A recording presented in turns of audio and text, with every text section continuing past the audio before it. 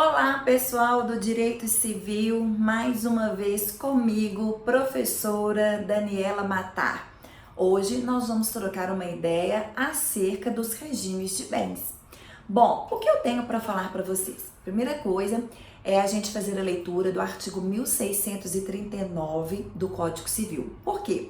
Porque este artigo 1639 do Código Civil, ele nos traz três princípios básicos que nós precisamos de saber a respeito dos regimes de bens. Bom, primeiro princípio, variedade dos regimes, ou seja, nós possuímos de forma, na nossa legislação civil, 5 regimes: comunhão universal de bens, comunhão parcial de bens, separação obrigatória de bens, separação convencional de bens, bem como também participação final nos aquestos. Chama a atenção dos senhores porque o regime da separação obrigatória de bens, que encontra-se no artigo 1641 do Código Civil, também pode ser chamado, vocês podem encontrar isso na doutrina, como regime da separação relativa de bens. Tá? E em relação à separação convencional de bens, vocês poderão encontrar também nomenclaturas como separação absoluta de bens, separação total de bens, bem como tão somente separação de bens. Então tomem cuidado com essas nomenclaturas para que os senhores e as senhoras não se percam diante de tanta informação. Tudo bem, turma? Bom, então o primeiro princípio que a gente percebe que nós podemos encontrar lá no artigo 1639 seria a possibilidade então dessa variedade dos regimes, em que na nossa legislação civil nós encontramos 5 espécies de regimes. Dentro também do 1639, nós aplicamos o princípio da autonomia privada, autonomia da vontade. Por quê? Porque as partes, salvo quando elas não estiverem diante dos incisos do 1641, elas poderão escolher o melhor regime que lhes aprouver. Então, José e Maria vão se casar. José e Maria precisam sentar, conversar e perceber: eu tenho algum patrimônio antes do casamento? O que vai fazer com esse patrimônio que foi adquirido por José antes do casamento e Maria não contraiu nenhum tipo de patrimônio? Ou pode ser que Maria tenha algum patrimônio antes do casamento e José não tenha? Ou pode ser que ambos tenham patrimônio? Então, o que nós vamos fazer com esse patrimônio adquirido antes do casamento? Continuará sendo de José? Continuará sendo de Maria? Haverá partilha? Não haverá partilha? Depois disso resolvido, uma outra situação muito importante em que os cônjuges, em que os contraentes precisam conversar. E os bens adquiridos após o casamento, tá? Será de quem? Esses bens irão se comunicar, portanto poderão ser partilhados? Ou os bens não se comunicarão e, portanto, não serão partilhados? Então, por isso, o princípio da autonomia da vontade, em que as partes poderão escolher, salvo se não estiverem ali dentro de nenhuma das hipóteses do 1641, poderão escolher o melhor regime para o seu casamento, para aquele caso em concreto, para aquele matrimônio. Tá bem? E um outro princípio muito importante é o princípio que nós chamamos da imutabilidade justificada. Por quê, galera? Porque, como regra geral, uma vez que os contraentes optam pelo regime de bens que será escolhido quando do processo de habilitação do casamento, lembrando que o processo de habilitação nós precisamos de um rol também todo solene que encontra-se no artigo 1525 do Código Civil.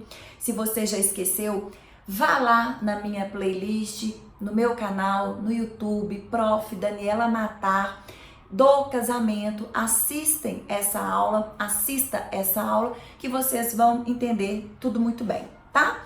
Então, o que vige no nosso ordenamento é o princípio da imutabilidade do regime, tá? Mas o regime ele poderá ser alterado desde que eu tenha 4 requisitos. O regime de bens ele só poderá ser alterado após o casamento se for feito judicialmente. Então não é possível alteração de regimes em cartórios extrajudiciais, não é possível alterar regime de forma extrajudicial, só pode ser alterado o regime de bens via judicial, por vontade de ambos os contraentes. que deverão motivar os seus pedidos e comprovar que não estejam fraudando terceiros. Então, esses são os requisitos ou as possibilidades para que haja essa possibilidade. Por isso que se chama princípio da imutabilidade justificada. Então, a princípio, não pode alterar, mas poderá ser alterado o regime de bens, desde que seja judicial,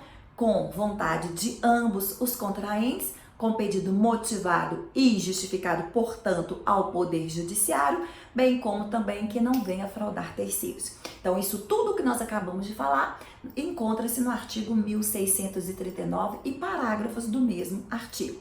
Outra situação que nós não podemos deixar de mencionar aqui é referente ao pacto antinupcial, que encontra-se no artigo 1653 e seguintes do Código Civil.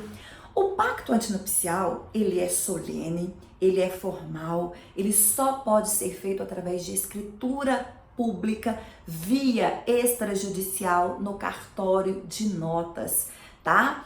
E então, aqueles nubentes que não quiserem se casar nos regimes legais, são dois regimes legais, comunhão parcial de bens, bem como separação obrigatória de bens, estarão obrigados a realizar esse pacto antinupcial e com a realização do pacto antinupcial, que vão escolher quaisquer dos outros regimes. Quais são, Dani? Separação convencional, comunhão universal de bens, bem como a participação final nos aquestos, pegarão então esse pacto antinupcial e vão anexar ao processo de habilitação no registro civil das pessoas naturais.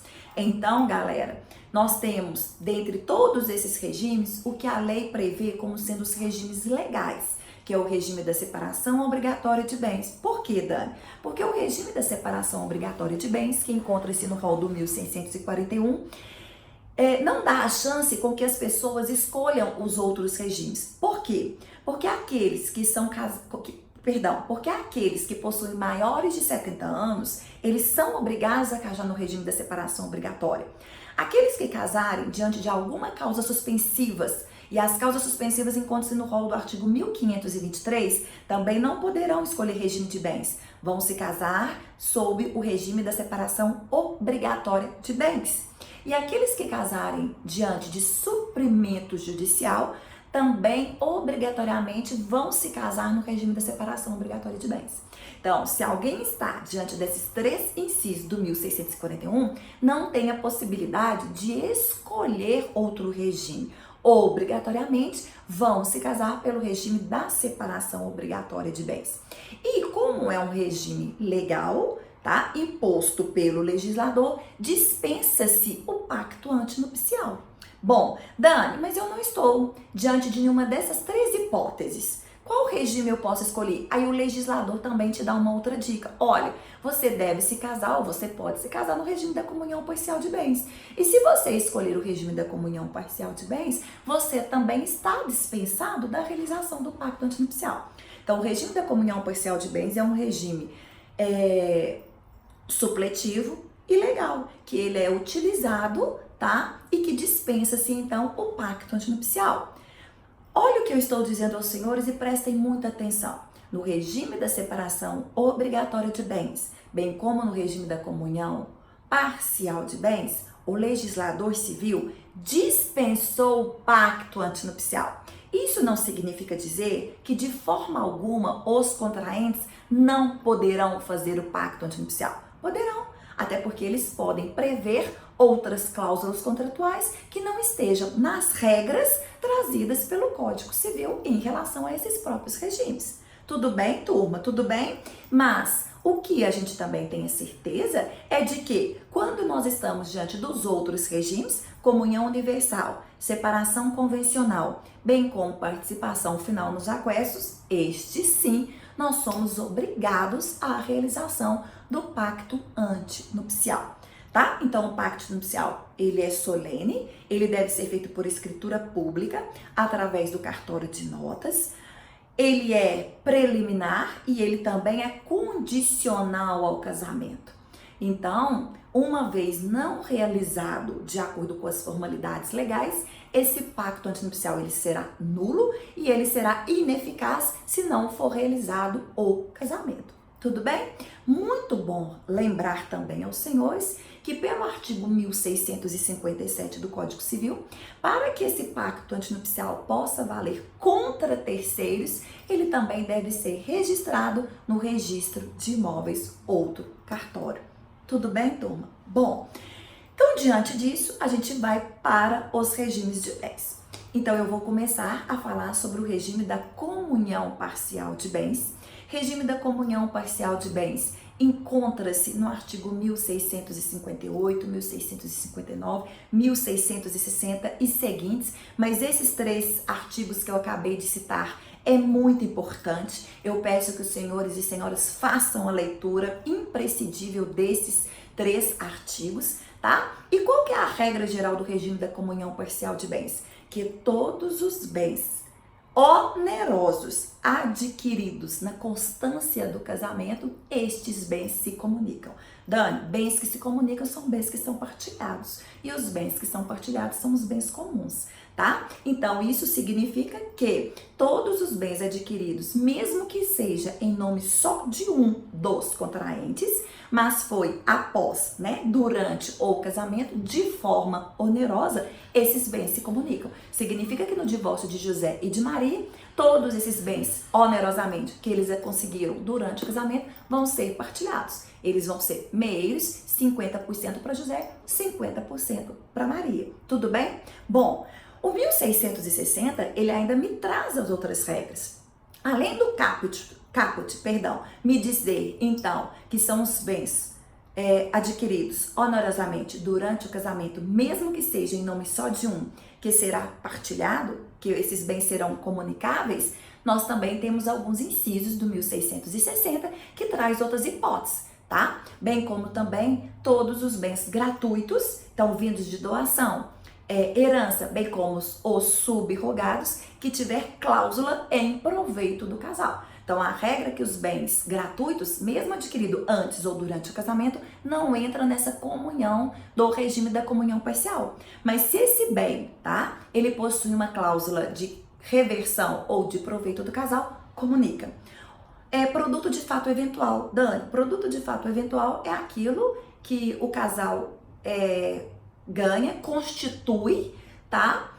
Esporadicamente, que seja algo que não estivesse esperando. Então, por exemplo, prêmio da loteria, uma rifa, ganhou no Big Brother. Então, todos esses fatos eventuais comunicam-se, tudo bem?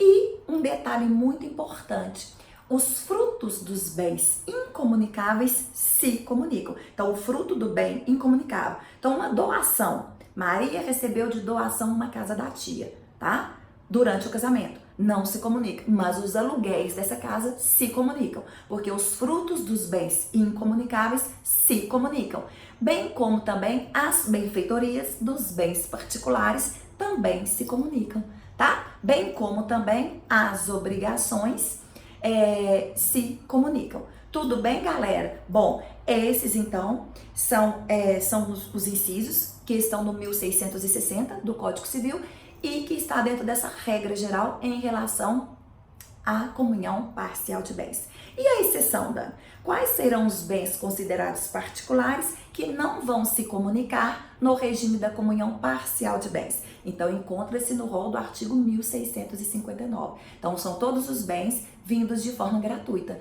Doação, herança, subrogados, tá? As obrigações anteriores ao casamento não se comunicam. Ou as obrigações advindas de atos ilícitos, em regra, não se comunica, salvo se forem proveito do casal. Proventos do trabalho não se comunicam. Bens pessoais, como os instrumentos do trabalho, não se comunicam.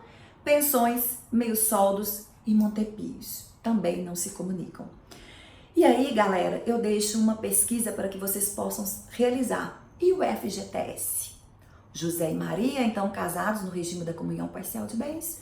Maria é demitida do seu emprego, tem um FGTS a receber. Esse FGTS comunica ou não se comunica, tá? A previdência privada que Maria Desde que começou a trabalhar, ela fez uma previdência privada e está pagando, contribuindo com essa previdência privada. Em caso de um divórcio, essa previdência privada comunica-se ou não comunica-se? Está no rol do 1660 ou estará no rol do 1659? Bom, galera, nós temos várias decisões, tá? Depois vocês fazem aí uma pesquisa. O que eu posso dizer para vocês é que os nossos julgados estão entendendo que o FGTS ele deverá ser partilhado, e aí ele vai lá no 1660, inciso de número 1, por fato eventual, tá? Há aqueles que acham, que acreditam que não deve ser repartilhado, e ele estaria no 1659 como proventos do trabalho, e seria então o mesmo raciocínio da questão da previdência privada. São temas ainda não tranquilos, são temas ainda não pacíficos, que merecem discussões e que nós temos julgados para que possa nos orientar. Tudo bem, turma? Bom, passando um pouquinho, então, nós vamos para o regime da comunhão universal de bens. O regime da comunhão universal de bens são 2 artigos que vocês precisam também fazer a leitura. O 1667 do Código Civil e o 1668 do Código Civil, tá? Bom, o que eu tenho nesses artigos da comunhão universal de bens? Que todos os bens presentes e futuros, inclusive as dívidas, se comunicam quando nós estamos diante do regime da comunhão universal de bens. A comunhão universal de bens, eu não tenho uma distinção entre bens onerosos e bens gratuitos. Tudo está dentro de uma massa patrimonial única. Então veja, bens presentes são os bens que José e Maria têm quando do casamento. E os bens futuros são os bens que José e Maria vão adquirir durante o casamento. Então todos esses bens que chegaram e todos os bens adquiridos durante o casamento se aglomeram aqui dentro de uma única massa patrimonial. Bens onerosos e bens gratuitos adquiridos anteriormente, bem como também durante o próprio casamento. Essa é a regra geral da comunhão universal de bens. Em caso de um divórcio, então, Maria e José são meios, 50% para José, 50% para Maria, dividindo, então, portanto, os bens comuns. Tudo bem? Bom, mas nós temos as exceções, tá? Em relação ao artigo, então, da comunhão universal de bens, que encontra-se no 1668 do Código Civil. Bom, se lá comunica na comunhão universal todos os bens gratuitos, significa que os bens gratuitos, herdados, doados e até mesmo subrogados, que vierem com uma cláusula de incomunicabilidade, não vão se comunicar. Tá? Os bens advindos de fideicomisso também não vão se comunicar. Os bens advindos de dote também não vão se comunicar. E as obrigações, tá? Também não se comunicam, adquiridas anteriormente ao casamento, salvo se essas obrigações for em proveito também do próprio casal. Então, lembrando que na comunhão universal de bens, eu tenho uma única massa patrimonial. E eu não falei das massas patrimoniais, né? Ao regime da comunhão parcial, lá eu tenho 3 massas. Pela regra geral, eu tenho uma massa patrimonial somente de José com seus bens particulares, uma massa patrimonial somente de Maria com seus bens particulares, que é igual a uma massa comum de José e Maria dos bens onerosos adquiridos durante o casamento. Tudo bem, turma? Bom, eu tenho também o regime da separação convencional de bens, separação total de bens, separação absoluta de bens, ou também tão simplesmente chamada de separação de bens, que encontra-se no artigo 1687 do Código Civil. É um regime muito simples, tá? Porque aqui eu tenho 2 massas patrimoniais. Uma massa patrimonial somente de bens particulares de Maria e uma massa patrimonial somente de bens particulares de quê? José. Então significa que na separação absoluta nenhum bem se comunica. Todos os bens são incomunicáveis. Dani, há a possibilidade de José e Maria, no regime da separação absoluta de bens, adquirir um bem juntos? Existe. Então, José e Maria, né, que são casados pelo regime da separação absoluta, adquirem um imóvel, compram um apartamento juntos, em que Maria contribui com 30% e José com 70%, tá? E na hora da divisão? Na hora da divisão, Maria tem direito a 30% e José a 70%. Eles não são meios, mas eles são cotistas, eles são coproprietários. É como se eles estivessem em um próprio condomínio. É como se Maria tivesse comprado esse imóvel não com José, mas com qualquer amiga sua. Tudo bem? E é muito importante também eu falar um detalhe para vocês. Nós temos um artigo que é o 1647 do Código Civil, que fala o seguinte: em quaisquer espécies de regimes de bens, os cônjuges poderão administrar, tá, esses bens de forma isolada, de forma conjunta, a administração. Mas dispor, alienar, vender, ceder, doar esses bens sem precisar da outorga marital do outro cônjuge, apenas no regime da separação convencional, portanto, absoluta de bens. É um artigo, 1647, de grande importância para todos nós. Tudo bem, turma? Bom, eu tenho também um regime da separação obrigatória de bens, que nós já elencamos os casos de quando os contraentes deverão se casar sob esse regime. E o raciocínio que a gente faz é que quais seriam os bens que se comunicam e quais seriam os bens que não se comunicam nesse tipo de regime? Aí, como a gente está falando de uma separação, a gente acredita que o raciocínio seria o mesmo raciocínio da separação convencional de bens, da separação convencional absoluta de bens, mas não é, tá? O regime da separação obrigatória de bens é o mesmo critério de raciocínio da separação da comunhão parcial de bens. Então, nós teremos três massas patrimoniais: a massa patrimonial de Maria, particular, a massa patrimonial de José, particular, e uma massa patrimonial dos bens comuns adquiridos durante o casamento de forma onerosa. Ô Dani, mas então qual é a diferença da separação obrigatória para a comunhão parcial? Porque nós temos uma súmula do Supremo Tribunal Federal, súmula essa 377, tá? Que fala o seguinte: os bens comuns, portanto, aqueles adquiridos de forma onerosa durante o casamento, na separação obrigatória, só serão comunicáveis, só serão partilhados se provar o esforço. Então, um cônjuge, para que ele tenha metade daquele bem comum adquirido durante o casamento na separação obrigatória, ele tem que fazer prova do esforço comum. Súmula 377 do Supremo Tribunal Federal, o que não acontece na comunhão parcial de bens. Tudo bem, turma? E aí a gente tem o regime da participação final dos aquestos, que nós vamos encontrar no 1672 e seguintes do Código Civil. Esse regime é um regime muito pouco usado no nosso ordenamento jurídico.